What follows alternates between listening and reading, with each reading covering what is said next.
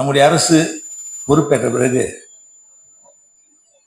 ஒரு பெரிய மாற்றங்களை கொண்டு வருகின்ற அளவிற்கு அரசு பணியில் உள்ள பணியிடங்களை விரைவாக நிரப்புகின்ற ஒரு அரசாக இந்த அரசு செயலாற்றி வருகிறது என்று சொன்னால் அது மிகையாகாது.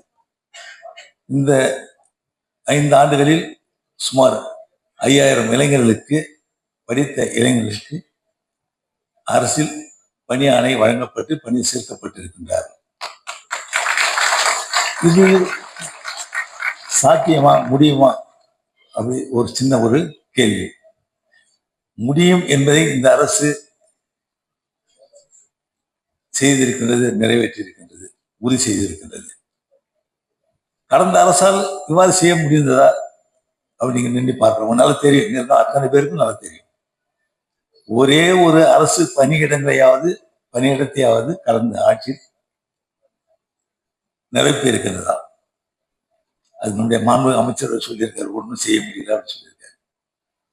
ஆனா இன்றைக்கு இந்த அரசாங்க பொறுப்பேற்ற பிறகு தகுதியினுடைய அடிப்படையில், தேர்வினுடைய அடிப்படையில், பெற்ற மதிப்பெண்ணுடைய அடிப்படையில் பணி ஆணை வழங்கி அவர்களெல்லாம் பணி சேர்க்கப்பட்டு வருகிறார்.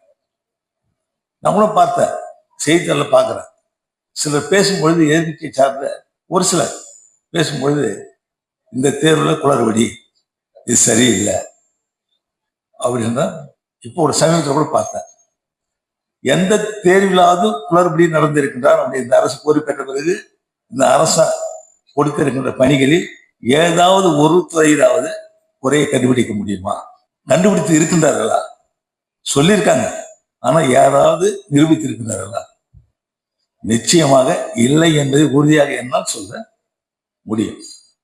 அதற்கான சிலருக்கு எப்படியோ பணியானை இந்த அரசு பணியிடம் நிரப்பப்பட்டு வருகிறது, இது நடக்கக்கூடாது என்ற ஒரு எண்ணம் ஒரு சிலருக்கு இருப்பதை பார்க்கின்றோம்.